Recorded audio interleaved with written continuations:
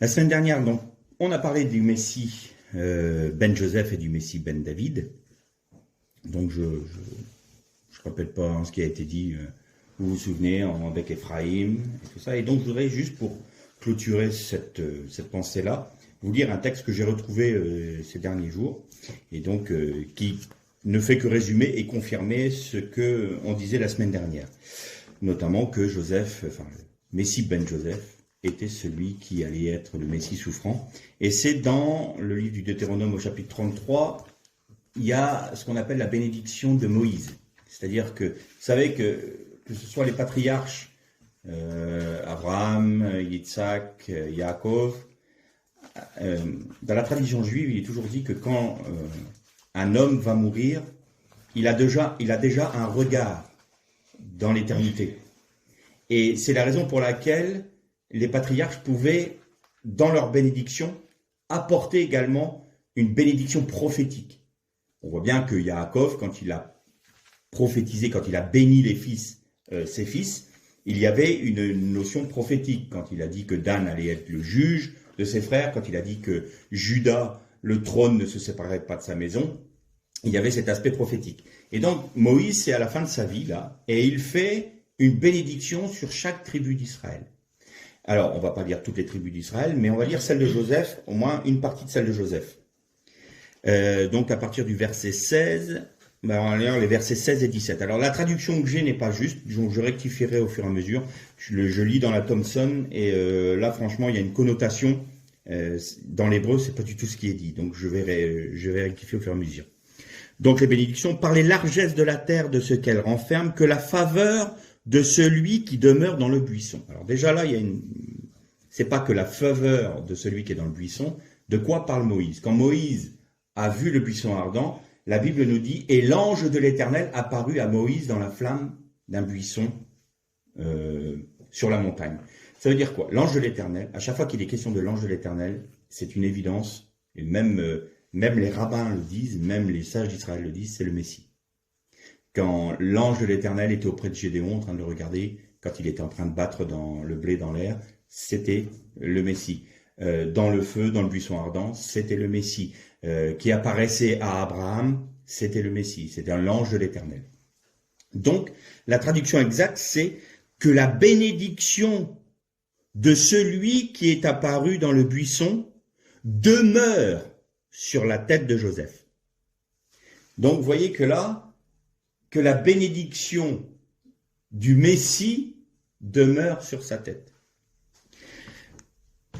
Sur le front de l'élu parmi ses frères. Et là encore, la suite, son taureau premier-né lui donne de la magnificence. Non, il est le premier-né du taureau qui lui donne de la magnificence. Vous voyez que les traductions, parfois, c'est pas toujours... Ses cornes sont les cornes du buffle, vous voyez. Avec elles, il frappera, alors là non, avec elle, il poussera les peuples des extrémités de la terre, qui peut être traduit aussi jusqu'aux extrémités de la terre, mais il y a un double sens là, c'est il va jusqu'aux extrémités de la terre et il les pousse des extrémités de la terre. Tels sont les myriades d'Éphraïm, tels sont les milliers de Ménaché. Alors, si on retraduit bien, c'est que la bénédiction du Messie, de l'ange de l'Éternel qui est apparu dans le buisson ardent demeure sur la tête de Joseph, que sur son front vienne cette bénédiction, car il est l'élu parmi ses frères. Le premier-né du taureau, ça peut paraître bizarre, mais je vous rappelle toujours ce qu'est le taureau pour les Hébreux, c'est le Aleph. Aleph, qui est une tête de bovin. Le taureau est synonyme de père, du Dieu vivant. Donc, il est le premier-né du taureau. Ses cornes sont les cornes du buffle. Le buffle, c'est la force. Et il poussera avec cette puissance de Dieu les peuples, les nations d'Éphraïm et les milliers de Ménaché. Qu'est-ce que ça veut dire? Eh bien, vous avez les peuples des nations qui sont rassemblés par Éphraïm, c'est bien ce qu'on disait la dernière fois. Et pourquoi il est question des milliers de Ménaché? Parce que les milliers de Ménaché sont aussi une représentation des Juifs qui ont reconnu le Messie. et qui eux aussi ont vécu la déportation dans les nations. Et il va rassembler tout ce peuple-là, Ménaché et Éphraïm. Si je paraphrasais, ça serait les Juifs messianiques et les chrétiens des nations rassemblés en Israël. Ménaché par le sang, donc toutes les tribus d'Israël, juifs, donc du royaume du sud, Benjamin et Yehuda, et les 10 tribus du nord, toutes les autres tribus, Issachar, Ruben, Shiméon, bien que Shiméon était aussi dans le royaume du sud, mais il s'était associé avec le royaume du nord. Et toutes les tribus, Nephtali, Asher, toutes ces tribus-là sont en Éphraïm. Pourquoi? Parce que les 10 tribus d'Israël dites perdues sont dispersées et assimilées dans les nations. Mais la puissance de l'Éternel, et parce que Yeshua est le Messie, fils de Joseph, rassemble tout son peuple des nations et de sa nation, d'Israël, qui est représentée par Ménaché. Et pourquoi c'était Ménaché et Éphraïm? Parce que c'était les 2 fils de Joseph. Comme Joseph rassemble ses enfants, voilà. Jusqu'au jour où, une fois rassemblés, l'Éternel ôtera le voile qui est sur le cœur et les yeux d'Israël, c'est-à-dire Juda et les tribus d'Israël qui sont perdues, c'est-à-dire l'ensemble du peuple, les Hébreux, et non pas que les Juifs. Il va ôter le voile de tous les Hébreux, le voile qu'ils ont reçu avec le Egel Masera, c'est-à-dire le veau d'or, dit d'or, mais le veau voilé. Et ce voile-là sera ôté de leurs yeux par la puissance du Saint-Esprit, et ils reconnaîtront le Messie. Tout Israël, nous dit Paul aux Romains, tout Israël reconnaîtra son Messie, et ils pleureront sur lui comme sur un premier-né. Joseph étant le premier-né. Comme sur un premier-né, et ils se tourneront vers celui qu'ils ont percé. Voilà, là je crois qu'on a la vision globale donc du Messie, fils de Joseph, et qui est en Jésus également le Messie régnant, c'est-à-dire le Messie fils de David. Alors je vous avais dit qu'on allait poursuivre un peu sur les alliances et sur ce qu'on appelle nous la loi de manière injuste d'ailleurs. C'est une mauvaise, là aussi c'est une mauvaise traduction, mais les 70 sages du peuple hébreu qui avaient traduit la Septante, il n'y avait pas de mot correspondant en grec à Torah, et donc le mot le plus proche de Torah était loi. Sauf que dans le monde grec et dans le monde gréco-romain, le mot loi a une connotation impérative et punitive. Vous devez le faire, autrement vous risquez une punition. Et donc, alors que la Torah, qui veut dire une instruction, qui veut dire aussi une façon de marcher, c'est plutôt un code de marcher selon cette instruction-là pour être béni. La Torah, c'est ça. Et donc, du coup, il y a ce grand conflit. Nous ne sommes plus sous la loi, nous sommes sous la grâce. Et vous savez que une des principales raisons pour laquelle les Juifs nous considèrent comme étant des faux prophètes, nous les chrétiens, c'est parce que nous disons justement que la Torah est caduque. Or, dans la Torah, dans la loi, il est dit « Maudit soit celui qui profane ou qui abolit la Torah ». Celui qui va retirer ou maudit soit celui qui va ôter ou rajouter à la loi, à la Torah, pas la loi. Et donc, comme on leur dit, en Jésus-Christ, la Torah est abolie, c'est-à-dire est annihilée, alors nous sommes des faux prophètes, nous sommes des impies et nous sommes même maudits. Ce qui est logique. Mais Alors vous allez me dire, oui, mais on a la grâce en Jésus-Christ. Eh bien justement, on va essayer de débroussailler un peu toute cette chose-là, parce que là, on part dans des incompréhensions qui font que Jésus n'a jamais aboli la loi. Et vous allez voir ce qu'est le mot abolir. Et le mot, il est venu accomplir. Mais avant ça, on va revenir aux racines des alliances. Quelle est l'alliance de Dieu avec Abraham? C'est une alliance, et je te ferai de toi, je rendrai ton nom grand. Je ferai de toi une grande nation. Je te donnerai une terre. Et ta postérité au singulier sera en bénédiction pour toutes les nations. On en a parlé, le fameux animaux coupés en deux qu'on retrouve dans Béréchit. Et Abraham va donner la dîme de tous ses biens, pas au roi de Sodome, pas à Nimrod, parce que Nimrod était contemporain d'Abraham, pas au roi de Gomorrhe. Il a donné sa dîme à un certain Melchisédek.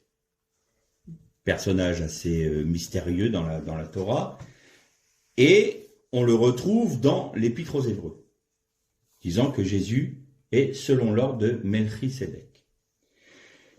Si Abraham a donné la dîme de tous ses biens, nous dit l'Épître aux Hébreux, à Melchisédek, c'est donc que Melchisédek était au-dessus d'Abraham. On ne donne pas sa dîme à quelqu'un qui est subordonné à nous, mais à un maître. Donc Melchisédek, pour la majorité des rabbins et pour la grande majorité des chrétiens, Melchisédek n'est autre qu'une image du Messie. Donc l'alliance que Dieu a établie avec Abraham est une alliance selon l'ordre de Melchisédek, parce que en vue de l'avènement du Mashiach, qui serait la postérité d'Abraham. Donc là, on est dans une alliance selon Melchisédek. Très bien. Je fais un bond dans l'histoire. Yitzhak, Jacob, Ésaü. On a la déportation en Égypte. On a la délivrance du peuple d'Israël en Égypte. On a la sortie du peuple d'Israël d'Égypte avec le Erev Rav, c'est-à-dire le peuple mélangé qui était avec lui, c'est-à-dire les représentants des nations. Et nous arrivons au mont Sinaï. Là, au mont Sinaï, le Seigneur dit à Moïse, rassemble tout le peuple pour qu'ils voient, qu'ils se mettent au pied de la montagne, que personne ne monte sur la montagne, parce que là où je vais descendre, la montagne sera sainte, donc surtout ni troupeau, ni personne ne monte. Et toi seul monteras vers moi. Parce que j'appelle le peuple à être un peuple de sacrificateurs. Très important les mots qui sont. Moïse monte sur la montagne, il reste 40 jours, et là, l'Éternel lui donne la Torah. La loi, on a le décalogue, les 10 paroles. Vous allez voir que ce n'est pas 10 commandements, il n'y en a que 9.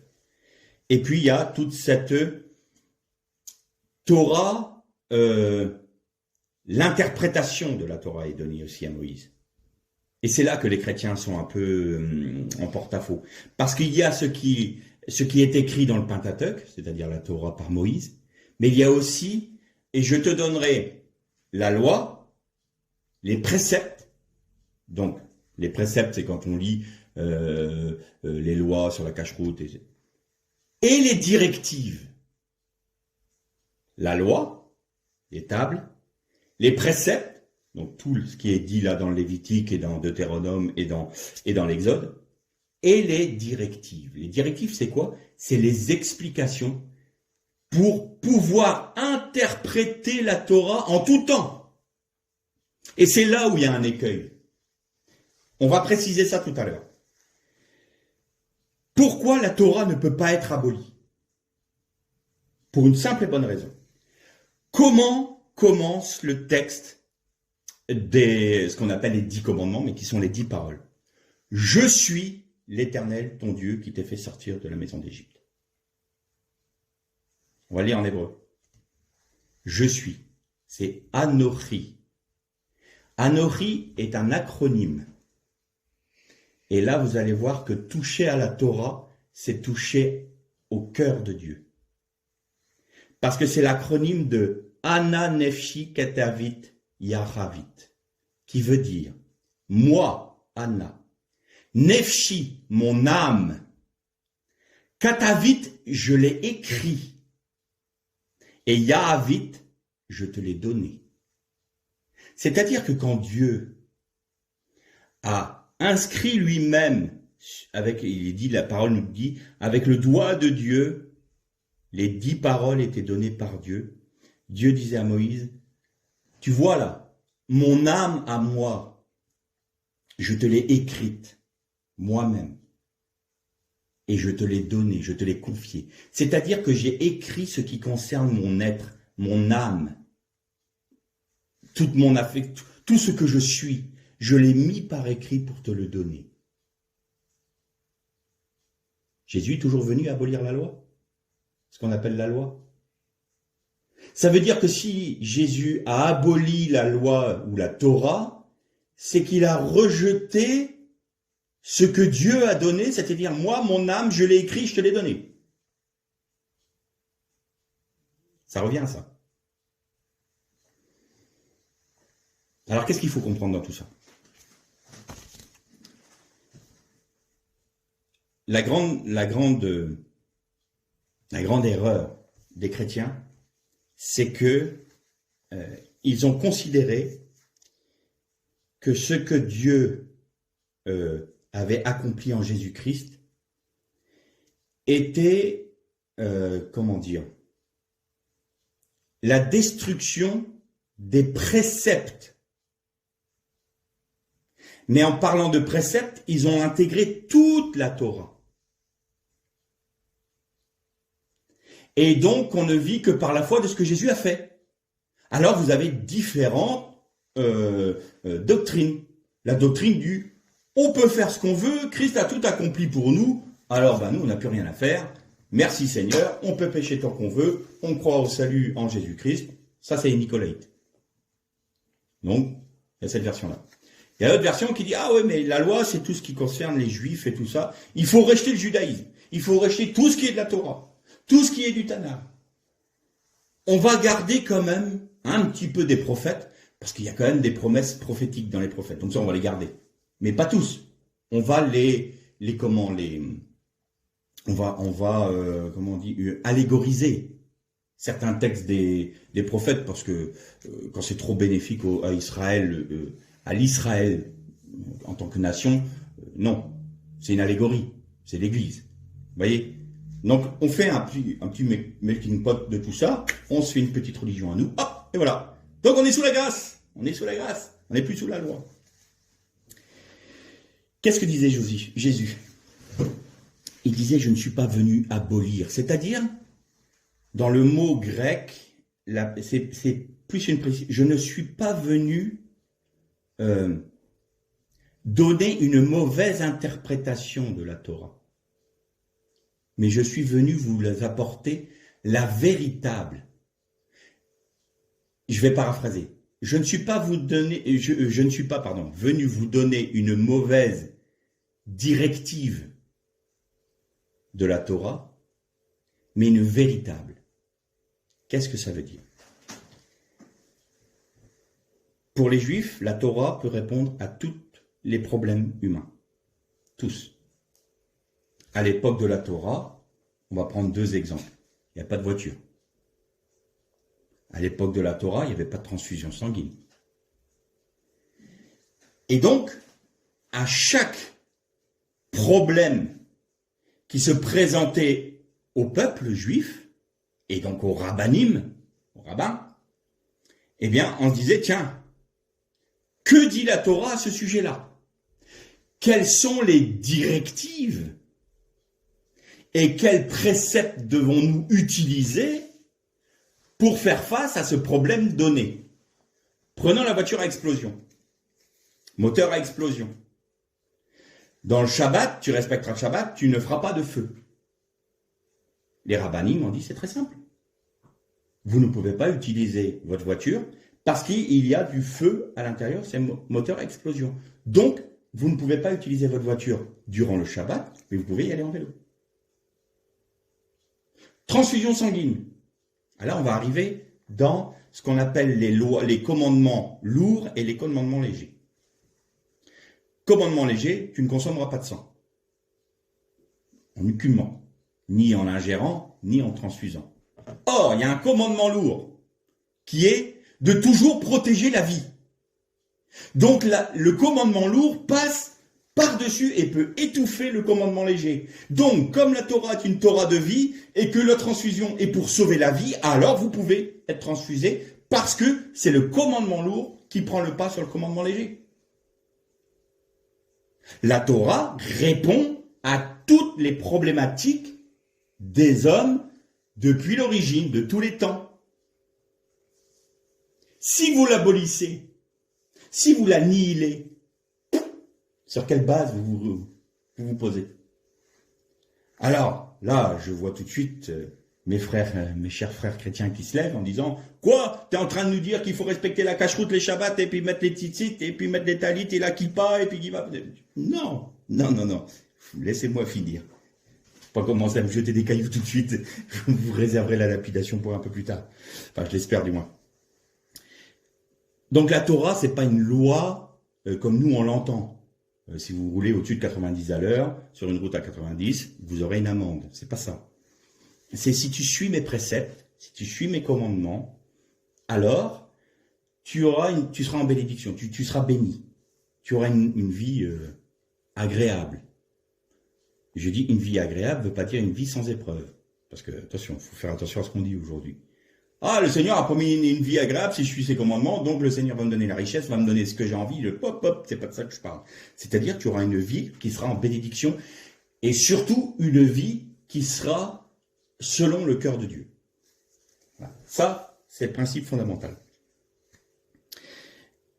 On va lire quelques textes de Paul concernant justement la loi. Et on va essayer de décortiquer ça. Alors on va retrouver ce que nous dit Paul dans notamment l'épître aux Galates et au chapitre 3. Et avant de lire ce passage et de développer un peu la différence qu'il y a entre les 613 mitzvot de Moïse que respectent les Juifs et nous, en tant que chrétiens, qui nous disions sous la grâce et qu'on ne doit plus respecter la loi, et je vais vous préciser une chose. Donc, je disais tout à l'heure que l'alliance était selon l'ordre de Melchisédek. Qu'est-ce qui s'est passé tout de suite après? Il y a eu le veau d'or. Et au veau d'or, le Seigneur a menacé, a dit à Moïse qu'il allait détruire tout le peuple. Ça, c'était la sentence. Donc, le peuple devait mourir. Le peuple est resté vivant pour une seule et bonne raison. C'est que Moïse s'est interposé entre Dieu et le peuple, et a demandé à ce que lui-même soit ôté du livre de la vie, c'est-à-dire « mets-moi à mort plutôt que de détruire ton peuple ». Parce que ça serait touché à ta gloire.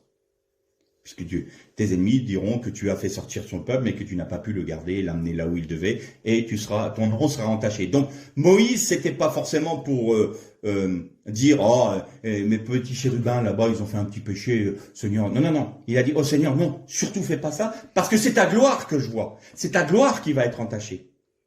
Le peuple mérite d'être puni. Mais si tu le fais, ta gloire sera entachée. Alors, je préfère que tu m'enlèves du livre de la vie, parce que moi, ce qui m'intéresse, c'est ta gloire. » C'est la raison pour laquelle Moïse a dit à la fin de sa vie, il a dit au peuple d'Israël et à Josué, « Il viendra après moi un prophète, il sera comme moi, faites tout ce qu'il vous dira. » Il parlait de Jésus. Il parlait de Jésus. Faites tout ce qu'il vous dira. Parce qu'il vous apportera quoi? La Torah du Mashiach. Ce que les Juifs attendent, que le Mashiach vienne pour l'apporter. La Torah du Mashiach, qui est les 2 premières tables de la loi. Pourquoi? Parce que les 2 premières ont été écrites, effectivement, par Dieu, mais elles ont été taillées par Dieu également. Et le Seigneur disait, fais approcher le peuple. Et c'est aussi cette connotation, fais approcher mon peuple, celui que j'ai fait sortir du pays d'Égypte. Et une fois qu'il y a eu le péché du veau d'or, le Seigneur dit, tu amèneras ton peuple. Vous imaginez? tu amèneras ton peuple dans le pays de la promesse. Ton peuple. Et tu vas tailler toi-même des pierres. Et j'écrirai les textes de la loi, comme sur les premières. Les mêmes choses. Seulement, vous allez être soumis à une malédiction de la loi. Il y a une malédiction. Comme le dit l'apôtre Paul, on va le dire tout à l'heure, maudit soit celui qui ne respecte pas la loi de l'Éternel. Et si je vais parmi vous, vous seriez détruits. Alors maintenant tu montes une tente hors du camp, et c'est là que je te rencontrerai. L'Éternel est sorti du peuple d'Israël, du camp du peuple d'Israël, pour être à l'extérieur. Il s'est mis dehors. Et quand Israël a vu ça, ils ont hurlé de regret, ils ont pleuré amèrement, parce qu'ils ont vu que leur Dieu se retirait d'eux.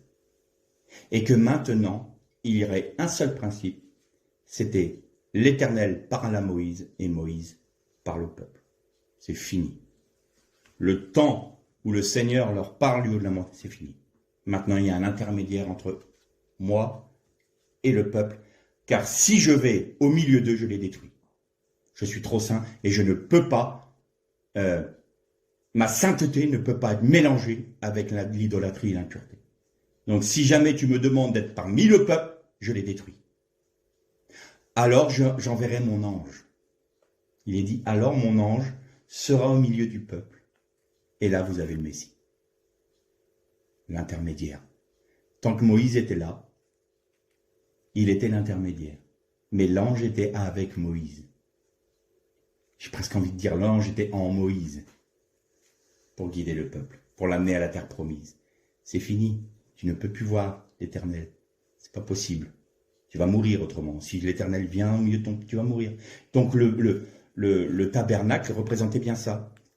La gloire de l'Éternel était parmi le peuple, mais dans un endroit caché. Et nul n'avait le droit d'y entrer. Si ce n'est le grand prêtre, au moment de Yom Kippourim, de ce qu'on appelle le jour de Yom Kippour, mais c'est Yom Kippourim, normalement qu'on doit dire, et la fête du grand pardon. Du coup, de peuple de sacrificateurs qu'ils devaient être à l'obtention des 2 premières tables de la loi, ou de la Torah, ils sont devenus un peuple soumis au sacerdoce d'Aaron. Donc c'est Aaron qui faisait avec les Lévites le service du tabernacle, les services du Mishkan, pour le péché du peuple et pour agréer, que le peuple soit agréé auprès de Dieu. Et la robe du grand prêtre était formée un peu comme un poncho. Si vous voulez, vous avez des manches et il y avait un trou au milieu. Elle était d'un seul tenant parce qu'elle ne devait pas être déchirée. Il ne fallait pas que la robe du grand prêtre soit déchirée. Vous allez voir pourquoi c'est important. Donc, ils sont sous le sacerdoce. Et là, jusqu'à Jésus, sacerdoce d'Aaron. Or, dans le livre aux Hébreux, il nous est dit que Jésus était selon l'ordre de Melchisédek. Donc, hors de l'ordre d'Aaron. Vous voyez que l'ordre d'Aaron, il était aussi basé sur la malédiction de la loi. Il fallait qu'il y ait 3 sacrifices par jour. Je fais une petite parenthèse. Depuis la destruction du temple, les 3 sacrifices journaliers ont été remplacés par 3 prières. Et vous prenez les 3 prières, les noms, les premières lettres de chaque prière, du matin, du midi et du soir, et ça vous fait le Shema. Shema Israël. Écoute Israël, l'Éternel ton Dieu est un. L'Éternel est ton Dieu, l'Éternel ton Dieu est un. On parlera de la prière un jour. Mais là, c'est pas notre sujet. Et donc, ils ont remplacé les sacrifices, puisque il n'y a plus de sacrifices dans le temple. Quand Caïphe, le grand sacrificateur, a jugé Jésus, il lui a dit, es-tu le Fils de Dieu? Et Jésus lui dit, tu le dis. Et là, qu'est-ce qu'il a fait? Il a déchiré ses vêtements. Il a déchiré la robe du grand prêtre. C'est-à-dire qu'il a déchiré le sacerdoce d'Aaron. Et il ne savait pas à ce moment-là qu'il faisait un acte prophétique, parce que la tunique de Jésus n'a pas été déchirée. Il y a eu à ce moment-là un transfert de sacerdoce. On est passé du transfert du sacerdoce d'Aaron et des Lévites au sacerdoce éternel du Christ selon l'ordre de Melchisédek. Voilà ce qui s'est passé. Alors maintenant, on revient à notre fameuse loi et grâce. Alors on va lire ce que disait Paul aux Galates. On va lire tout à partir du verset 1. Ô Galates insensés, qui vous a fasciné, vous, aux yeux de qui a été dépeint Jésus-Christ crucifié. Voici seulement ce que je veux apprendre de vous. Est-ce en pratiquant la loi que vous avez reçu l'Esprit, ou en écoutant avec foi? Êtes-vous tellement insensés? Après avoir commencé par l'Esprit, allez-vous maintenant finir par la chair? Avez-vous fait tant d'expériences en vain? Si du moins c'est en vain, celui qui vous accorde l'Esprit et qui opère des miracles. Parmi vous, le fait donc parce que vous pratiquez la loi ou parce que vous écoutez avec foi? Ainsi Abraham crut et Dieu, et cela lui fut compté comme justice. Reconnaissez-le donc. Ceux qui ont la foi sont fils d'Abraham. Aussi l'Écriture, prévoyant que Dieu justifierait les païens par la foi, a d'avance annoncé cette bonne nouvelle à Abraham: toutes les nations seront bénies en toi. De sorte que ceux qui ont la foi sont bénis avec Abraham, le croyant. Tous ceux, en effet, qui dépendent des œuvres de la loi sont sous la malédiction, car il est écrit: maudit quiconque n'observe pas tout ce qui est écrit dans le livre de la loi, pour le mettre en pratique. Et que nul ne soit justifié devant Dieu par la loi. Cela est évident, puisque le juste vivra par la foi. Or, la loi ne provient pas de la foi, mais elle dit: celui qui mettra ces choses en pratique vivra par elles. Christ nous a rachetés de la malédiction de la loi, étant devenu malédiction pour nous. Car il est écrit: maudit soit quiconque est pendu au bois, afin que pour les païens la bénédiction d'Abraham se trouve en Jésus-Christ, et que par la foi nous recevions la promesse de l'Esprit. Frères, je parle à la manière des hommes. Quand un testament est établi en bonne forme, bien que fait par un homme, personne ne l'abolit et n'y fait d'objection. Or, les promesses ont été faites à Abraham et à sa descendance. Il n'est pas dit et aux descendances et aux descendances. À sa descendance. Comme il s'agissait de plusieurs, mais comme une seule. Et à ta descendance, c'est-à-dire Christ. C'est ce qu'on disait tout à l'heure. Ta postérité. Voici ce que je veux dire. Un testament déjà établi en bonne forme par Dieu ne peut être annulé par la loi, survenue 430 ans plus tard, ce qui anéantirait la promesse. Car si l'héritage venait de la loi, il ne viendrait plus de la promesse. Or, c'est par la promesse que Dieu a accordé sa grâce à Abraham. Pourquoi donc la loi? Elle a été donnée ensuite à cause des transgressions, jusqu'à ce que vienne la descendance à qui la promesse a été faite. Elle a été promulguée par les anges et au moyen d'un médiateur. Or, le médiateur n'est pas médiateur d'un seul, tandis que Dieu est unique.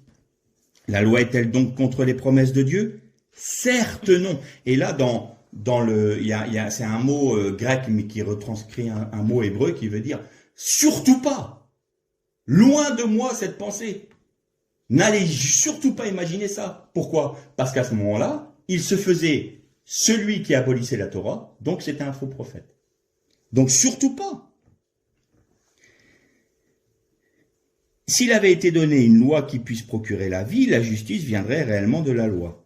Mais l'Écriture a tout renfermé sous le péché afin que la promesse soit donnée par la foi en Jésus-Christ à ceux qui croient. Avant que la foi vienne, nous étions enfermés sous la surveillance de la loi, en vue de la foi qui devait être révélée. Ainsi, la loi est un précepteur pour nous conduire à Christ afin que nous soyons justifiés par la foi. On arrêtera là notre lecture. Qu'est-ce que nous dit Paul là? Il faut mettre ce texte de Paul à la lumière du sermon sur la montagne. Quand Jésus disait: vous avez entendu dire, tu ne commettras pas d'adultère. Car moi, et c'est pas, mais moi je vous dis, c'est car moi je vous donne la bonne interprétation. Qu'est-ce que disait en fait la loi? Tu dois pas convoiter la femme de ton prochain. Très bien. Donc il y avait plein de préceptes qui étaient rajoutés à ces lois-là. Et d'ailleurs c'est pour ça que Jésus disait: vous avez fait de vos traditions, vous avez rajouté à la tradition. Ça veut dire quoi? Mais c'est-à-dire que vous avez surinterprété la Torah pour mettre un joug sur le peuple que vous n'êtes même pas capable, vous, de lever du petit doigt. Il dit, c'est-à-dire que vous avez pris pour base la Torah de l'Éternel, qui est immuable. Pas un seul iota de la Torah ne peut être enlevé. Donc si la Torah est abolie, ça veut dire qu'on est sous les nouveaux cieux et la nouvelle terre. Parce que Jésus a dit, tant que les cieux et la terre subsisteront, pas un seul trait de lettre, ni un iode de la Torah ne disparaîtra.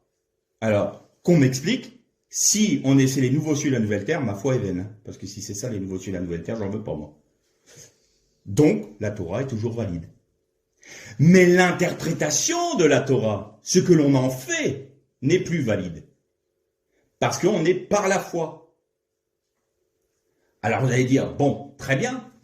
Maintenant, comment est-ce qu'on interprète la Torah?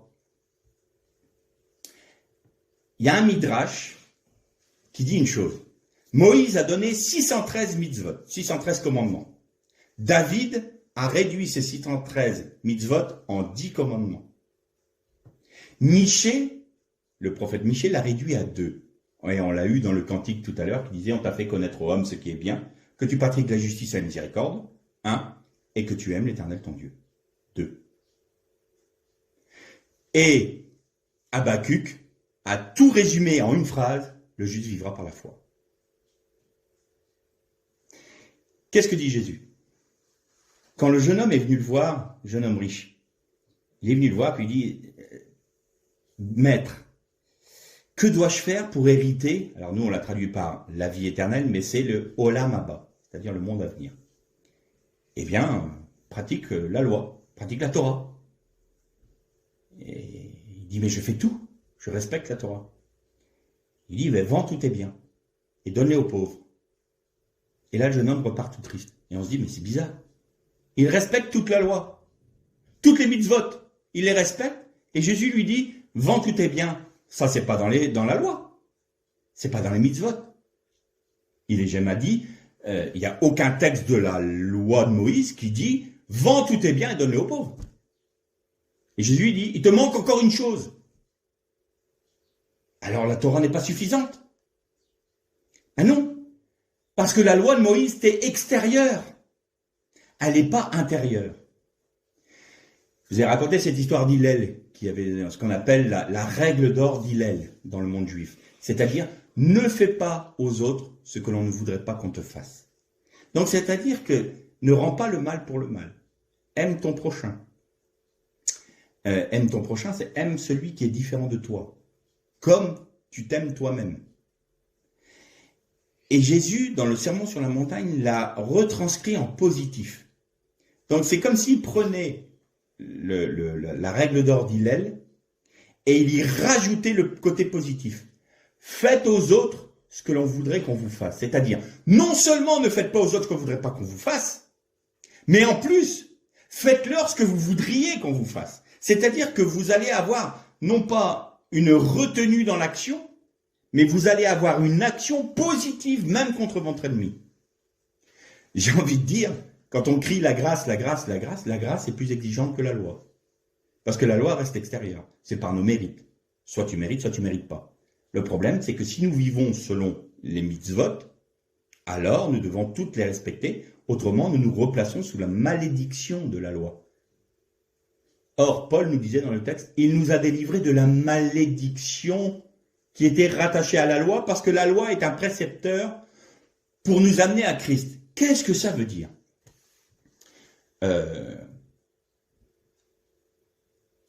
Vous avez parfois, vous vous promenez sur la côte, et vous allez avoir un panneau. Au-delà de ce panneau, vous risquez de tomber de la falaise. Il risque d'éboulement, donc il y a danger pour votre vie. Maintenant, il n'y a pas de barrière, il n'y a pas un mur. Il y a ce panneau. Vous pouvez le franchir, mais à vos risques et périls. C'est-à-dire que si vous restez en deçà du panneau, vous êtes en sécurité. Si vous franchissez ce panneau, il y a un risque. Vous risquez de tomber et de mourir. La loi, c'est ça. La loi, c'est, attention, si tu vas vers ce chemin-là, tu risques de. Alors prenons de manière pratique ces choses-là. Qu'est-ce que disait Jésus? Vous avez entendu dire que tu ne convoiteras pas la femme de ton prochain, tu ne commettras pas adultère avec elle. Mais moi je vous dis que si déjà, dans votre cœur, vous avez posé les yeux sur elle, vous avez commis adultère avec elle. Alors, dire, mais non, je n'ai pas commis adultère avec elle. Bon, oui, je la trouve jolie, oui, tiens, elle me plaît bien. Donc, tu poses déjà des regards sur elle. Ça veut dire quoi? Ça veut dire, attention, tu vas vers le panneau. Si tu restes sur le chemin en te disant, je vais me tenir loin du panneau là, parce que là, il y a danger. C'est ça que Jésus dit. Tu ne poses pas les regards sur la femme de ton prochain. Voilà, attention, danger, là, il y a un risque. Mais si tu commences à t'approcher du panneau en disant nonchalamment, ah tiens, bon, bah oui, mais j'ai quand même envie de voir comment c'est derrière, c'est vraiment dangereux, j'ai envie d'y aller, et puis vous allez franchir. Et nul ne sait si vous allez arriver à franchir le panneau et à tomber de la falaise. Les prisons sont pleines de personnes qui ont dit, je ne sais pas ce qui s'est passé, j'ai été pris de colère, et puis un mauvais geste, et j'ai commis l'irréparable. Il y en a combien comme ça? Par un accès de colère. C'est la raison pour laquelle la Bible nous dit, celui qui traite son frère de raca est un meurtrier. Celui qui se met en colère contre son frère est un meurtrier. Pourquoi? Parce que, non pas qu'il a tué son frère, mais parce qu'il est animé déjà de l'esprit du meurtre. Quand il y a des querelles, un mot en provoque un autre, un mot un peu plus haut que le dernier, et puis c'est un geste qui se rajoute, et puis on peut arriver, sans s'en rendre compte, au meurtre. Mais je voulais pas, et puis j'ai été dépassé par les événements. Ben oui, tu t'es mis en colère. Et donc, Jésus nous dit, attention, vous devez avoir une transformation intérieure. C'est-à-dire que la Torah ne doit plus être extérieure à vous. C'est pas parce que vous n'avez pas commis un meurtre, ce n'est pas parce que vous n'avez pas commis physiquement un adultère, c'est pas parce que vous n'avez pas commis un vol que vous êtes justifié. Mais si vous vous gardez d'aller vers ce chemin-là, vous serez en permanence préservé. Quand on lui a demandé de résumer la Torah, quel est le plus grand commandement? On a posé un jour au Seigneur Jésus. Quel est le plus grand commandement? Tu aimeras le Seigneur ton Dieu de toute ton âme, de toute ta force et de toute ta pensée. Et celui qui lui est semblable, tu aimeras ton prochain comme toi-même. Tu aimeras ton prochain différent de toi, comme toi-même tu t'aimes. Qu'est-ce que ça voulait dire? Il dit, toute la loi est résumée là. La règle d'or d'Hillel avait dit, toute la loi est dans cette parole. Le reste, c'est des commentaires. Pourquoi on peut dire ça? Parce que si tu ne fais pas aux autres ce que ne voudrais pas qu'on te fasse, et que tu leur fais ce que tu voudrais qu'on te fasse, à ce moment-là, tu ne vas pas convoiter sa femme. Tu ne vas pas te mettre en colère contre lui. Tu ne vas pas lui dérober ses biens. Tu vas chercher la paix. Tu vas te maintenir loin, puisque tu aimes ton Dieu, tu vas te tenir loin de tout ce qui va souiller ton cœur et ton âme. Donc tu accomplis la loi. Je peux pas faire ça. Je suis incapable, moi, quand je vois quelqu'un qui me barre la route ou qui me fait une queue de poisson, j'ai envie je l'insulte et puis je le maudis. Oui, ça c'est la chair. Mais que dit Jésus? Par la foi. Maintenant, vous ne vivez plus sous la condamnation de la loi, mais vous vivez par la foi. Ça veut dire quoi? Ça veut dire maintenant, Seigneur Jésus, tu as tout accompli, tu vis en moi, je veux vivre de ta vie. Je veux accomplir la loi. Tous ceux qui disent, dans les églises, nous ne sommes plus sous la loi, mais sous la grâce, disent, quand on a donné son cœur au Seigneur, on a changé de vie. Quoi? Comment? Pourquoi vous avez changé de vie? Pour faire quoi? Pour nous dire ce que nous dit la Bible. Pour accomplir la Torah. Vous voyez la dichotomie qu'il y a là? On est sous la grâce, moi on ne veut plus entendre parler de la loi. Mais le Seigneur Jésus a changé ma vie et je change de comportement. Pour respecter quoi? Le code civil? Je sais pas moi. Pour respecter quoi? Ce que nous dit la Bible. Oui, d'accord, la Torah alors.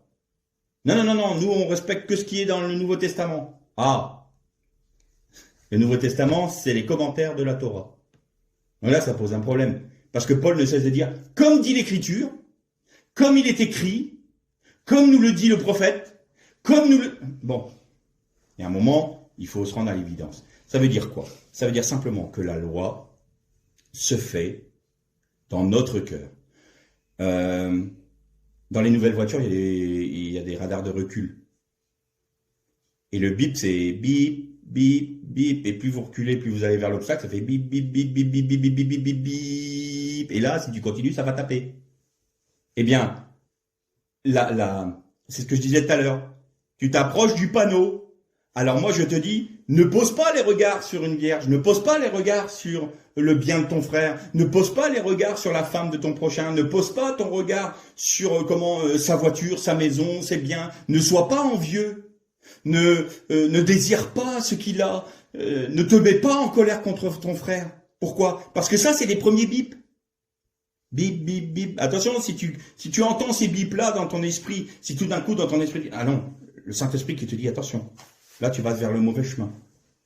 Si tu te reprends pas, le Saint-Esprit va te reprendre de manière un peu plus insistante, puis au bout d'un moment, si tu franchis le pas, tu franchis, hein.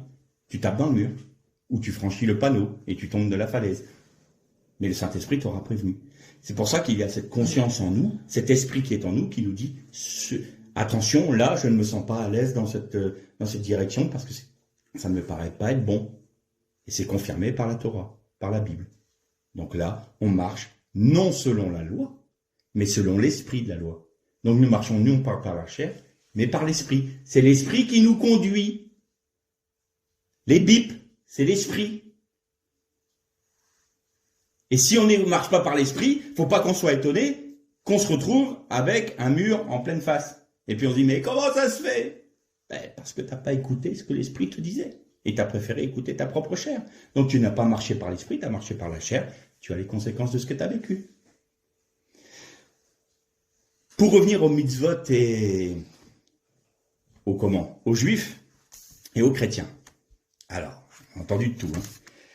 Il y a certains chrétiens qui retrouvent leurs racines juives, ce qui est mon cas, mais qui vont au-delà. C'est-à-dire que ils partent du principe que si on reconnaît nos racines juives et que nous respectons la Torah, que la Torah n'est pas abolie par le Seigneur, alors à ce moment-là, on doit vivre selon les critères de la Torah juive, c'est-à-dire qu'on doit respecter la cacheroute, on doit mettre ce que je disais tout à l'heure, les talit, les tzitzit, la kippa, respecter les fêtes juives, respecter les shabbats, manger cacheroute, c'est-à-dire les lois alimentaires, et revenir sous la loi juive. Or, Paul dit non.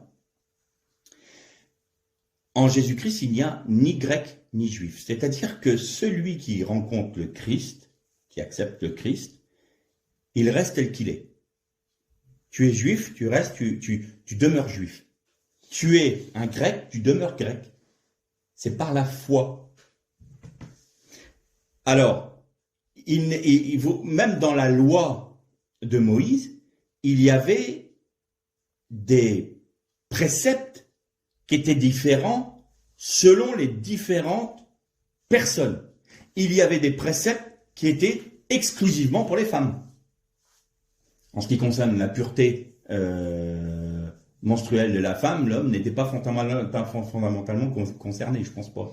Donc là, il y avait des préceptes particuliers. Pour les hommes, particuliers. Pour les prêtres et les lévites, il y avait des préceptes particuliers. Pour tel et tel événement. Donc vous voyez bien qu'il y avait plusieurs préceptes pour des personnes différentes. Donc il y a des préceptes pour les juifs et il y a des préceptes pour les grecs. Et là on revient à Acte 15, le décret apostolique. Je propose à ce qu'on ne mette pas de charge supplémentaire sur les épaules de nos frères des nations, mais qu'ils respectent les lois noachiques. Très bien, parfait. Mais on revient toujours sur la règle d'or d'Hillel, qui est la base de l'amour de l'autre, l'amour de son prochain. Et quand Paul nous parle de tous les dons, il nous parle de toutes les guérisons. Mais je vais vous montrer une voie par excellence, dit-il. Là, et là, il nous fait une ode à l'amour. L'amour fraternel, l'amour de son prochain. l'amour de son ennemi, si on laisse les sentiments du Christ qui a accompli la loi en nous, la Torah en nous, nous allons produire les fruits de la Torah, puisque Christ est la Torah. Abolir la Torah, c'est abolir Christ. Abolir la Torah, c'est abolir l'âme de Dieu. L'âme de Dieu. La chesed. Moi, mon âme, je l'ai écrite. Moi, ma chesed, je l'ai écrite et je te l'ai donnée. Christ est la chesed de Dieu. Il est la miséricorde de Dieu. Et donc, si on aime son prochain, eh bien, on va agir en conséquence. Il y a une liberté, nous dit Paul dans la loi. Vous voulez respecter les fêtes juives en tant que chrétien, bah faites-le. Vous voulez porter un titre, faites-le. Seulement, nous dit Paul, cela ne vous rajoutera rien. Puisqu'aujourd'hui, la base, pour juifs et non-juifs, c'est la foi en Christ. Donc, un juif veut demeurer sous la loi, bah, du moins, veut respecter les Shabbats, veut respecter la cacheroute. Parfait. Pourquoi? Parce qu'il appartient au peuple juif. Et parce qu'il ne veut pas perdre son identité juive. Très bien. Seulement un juif qui respecte cela et qui ne veut pas manger avec un païen, ou du moins un chrétien, un frère issu des nations, sous prétexte que lui ne mange pas cachère, et sous prétexte que lui n'est pas un juif respectant les mitzvot et respectant les Shabbats, alors il enfreint une loi lourde, un commandement lourd, l'amour du prochain. Et donc il fait de son respect des lois de Moïse la base sur laquelle il vit. Et Paul dit attention, si vous voulez rester sur cette base-là, vous devez respecter toute la loi. Parce que si vous dérogez à un seul commandement, vous enfreignez toute la loi. Vous avez décidé de vous placer sous la malédiction de la loi. Attention, moi je suis en train de vous dire qu'en Jésus-Christ, il y a la liberté de faire ou de ne pas faire, parce que la cacheroute, toutes les mitzvot sont les ombres. Pourquoi? Parce que c'est tous les panneaux indicateurs qui ont été mis par Dieu autour de vous, parce que vous avez péché avec le veau d'or. Et donc, comme il n'était pas au milieu de vous, parce qu'autrement il allait vous détruire, il a dit, eh bien maintenant vous vivrez par la loi. Par tous ces préceptes que je vous ai donnés, vous allez vivre là, jusqu'au moment où le médiateur viendra et vous vivrez par la foi dans ce que lui a accompli. Alors, que les Juifs veulent vivre comme ça, c'est parfait, c'est très bien. Que certains chrétiens veuillent respecter des fêtes juives, moi personnellement, ça ne me dérange pas. Maintenant, qu'ils veulent mettre une kippa, qu'ils veulent porter le talit, bon, ils peuvent le faire, mais ça rajoute pas à leur salut, ça rajoute pas à ce que Dieu a fait, parce que c'est par la foi. Et s'ils veulent le faire, qu'ils le fassent. Maintenant, si ce que moi je fais peut être une pierre d'achoppement pour mon frère, alors je vais m'abstenir de le faire. Pourquoi? Par amour pour mon frère. Si mon frère considère que porter un talit n'est pas important, je ne vais pas lui dire, tu sais, moi je ne peux pas prier avec toi, parce que moi je porte la kippa, je porte le talit, et celui qui ne prie pas et c'est qu'il n'a rien compris à la Bible, parce qu'il considère que la Torah est annulée, et donc à ce moment-là, moi je ne peux pas m'associer avec une personne comme ça. Bon. Qui est justifié? Eh bien, celui qui blesse son frère en lui disant ça. Parce qu'en Jésus-Christ, il n'y a pas de talit. En Jésus-Christ, il n'y a pas de cacheroute. En Jésus-Christ, il n'y a pas de telle et telle chose. Il y en a qui sont... Paul même parle de la liberté de ceux qui mangent des viandes sacrifiées aux idoles, parce qu'ils considèrent que, comme ils ont remercié, béni le Seigneur pour la nourriture, tout est sanctifié par la prière. Et il y en a d'autres qui... Ah non, je ne peux pas. Je sais que ça a été une viande sacrifiée aux idoles. Alors évidemment, ça c'est pour les temps à l'époque. Mais aujourd'hui, on pourrait dire, moi je ne peux pas manger dans une vaisselle qui n'est pas cachère. C'est notre frère Jean-Marc Taubois qui a illustré ça d'une manière très très bien par une expérience qu'il a faite. Il connaissait des juifs du côté de Vannes. Et un jour, cette famille juive les invite à manger. Alors, il est arrivé, alors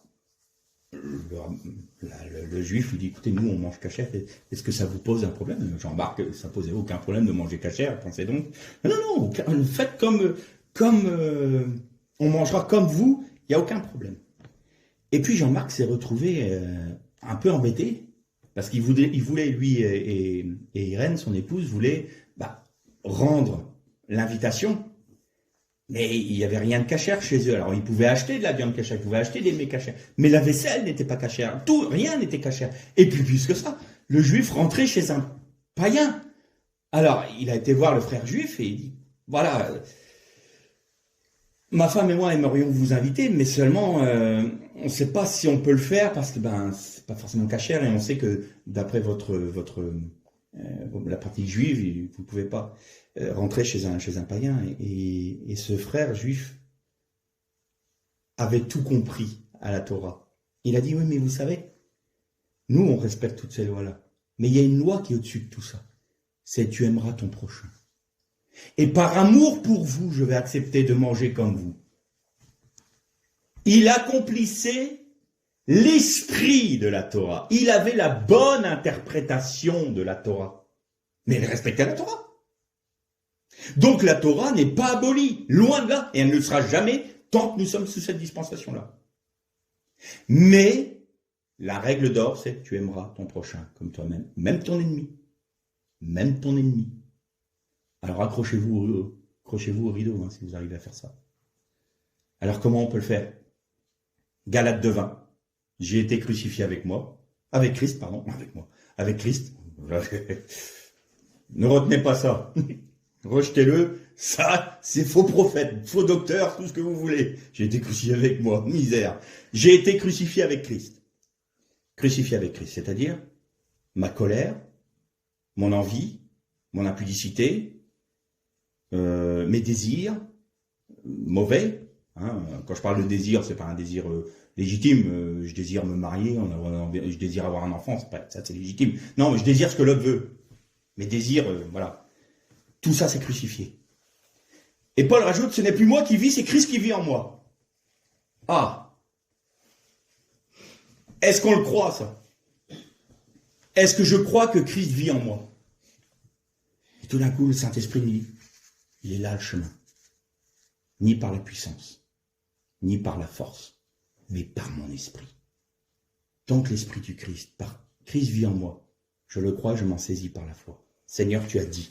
Donc je peux vivre en aimant mon prochain et en pratiquant la loi, parce que on t'a fait connaître aux hommes ce qui est bien. C'est que tu pratiques la justice, que tu aimes la miséricorde. Sois miséricordieux.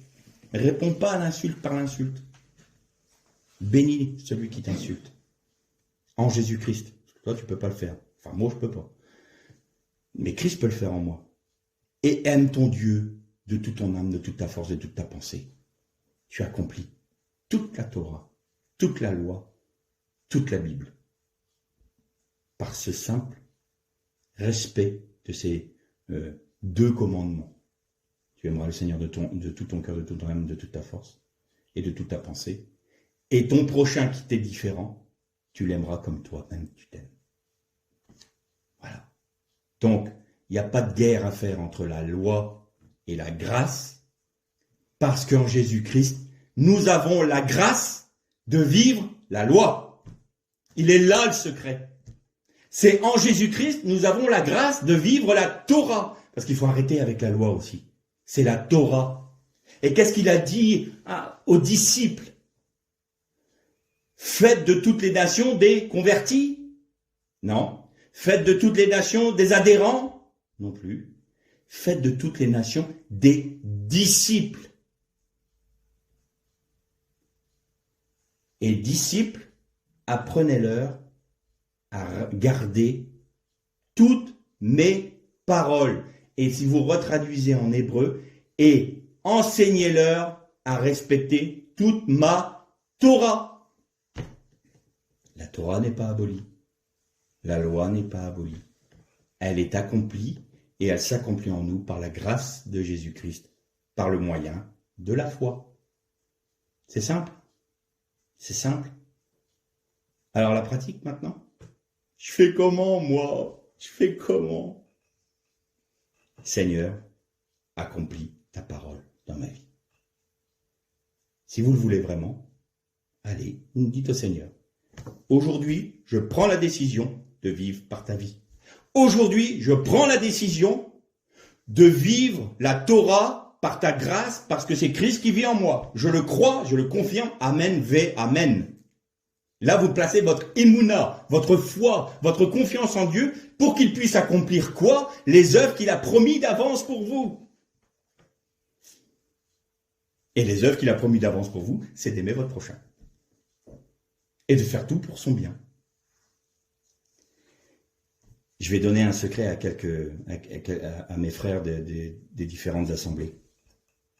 Si on vivait tous ça, ne serait-ce que cette loi d'Hillel, cette règle d'or d'Hillel, 99% des problèmes dans les églises seraient résolus. Parce que ce qui tue les églises aujourd'hui, et de tout temps, mais ce qui gangrène l'église, c'est le cancanage, la médisance, les vengeances, les querelles, les divisions, les discordes, les disputes de généalogie, les disputes de ceci, les disputes de cela. Oui, mais toi tu fais ci, mais moi c'est comme ça que je le vois. Ah, mais puisque tu es comme ça, je ne peux pas m'associer. Si on aimait notre prochain comme nous-mêmes, par la grâce de Jésus en nous, si on aimait le Seigneur pour lui dire, Seigneur, ta parole est précieuse à mes yeux, et je reconnais qu'elle ne passera pas tant que cette dispensation n'est pas, tant que cette terre et ces cieux sont présents. Si on ne fait pas ça, eh ben on va continuer dans nos discours, on va continuer dans nos querelles, on va continuer. Ah, tel frère m'a mal regardé aujourd'hui. Hein. Ah, puis j'ai croisé la sœur un tel, elle m'a pas dit bonjour. Hein. Ben dimanche prochain, elle aura un chien de ma chienne. Hein. Croyez-moi qu'elle peut toujours venir pour me dire bonjour. Maintenant, moi, je lui montrerai que je ne suis pas contente parce qu'elle s'est mal comportée. Et peut-être que la sœur avait un souci. Peut-être qu'il y a un membre de sa famille qui est mort. Et peut-être qu'elle a de graves problèmes de santé, puis qu'elle vient d'apprendre la nouvelle et qu'elle n'a même pas fait attention que tu passais à côté d'elle. Alors, avant de regarder tes petits problèmes à toi, regarde ton frère et ta sœur en l'aimant. En disant, ouais, c'est comporté comme ça, mais voyant toujours la bonne chose en premier. Il a peut-être ses raisons. Puis peut-être que tu peux aller voir la sœur. Excusez-moi, j'ai envie de te dire bonjour, j'ai vu que tu passais à côté de moi. Oh, pardon, oui, j'étais dans mes pensées parce que tu sais, et là, tout est résolu, tout est clair, tout est simple, tout est limpide. Alors évidemment, il y a des loups dans les églises. Mais là, j'ai envie de dire aux bergers des troupeaux, discerner puis chasser, quoi. Hein. Il y a un moment, vous êtes placés là, c'est pour une raison, c'est pas juste pour encaisser un chèque à la fin du mois. Hein. Donc il y a un moment, il faut faire le job. Désolé, mais il faut être cru parfois. Plutôt que de dire, tous les frères dans l'église, ils sont compliqués. Ben oui, mais fais ton travail. Tu es le berger, un berger, il surveille. Il y a des loups, on les chasse. Il y a des ours, on les chasse. Il y a une brebis blessée, on la soigne. Il y a une brebis qui est dans le besoin, tu vas la récupérer. C'est ton boulot. Et le boulot d'un serviteur, c'est d'aimer tout le peuple de manière à être à son service, de manière à ce que Dieu soit glorifié à travers lui et à travers ses frères et sœurs. Donc, mes frères et sœurs, la loi, comme on l'entend, n'est pas passée, non, elle n'est pas abolie, elle n'a jamais été détruite. Et la grâce, c'est la grâce de pouvoir accomplir la Torah par la foi en Jésus-Christ. Que le Seigneur vous bénisse.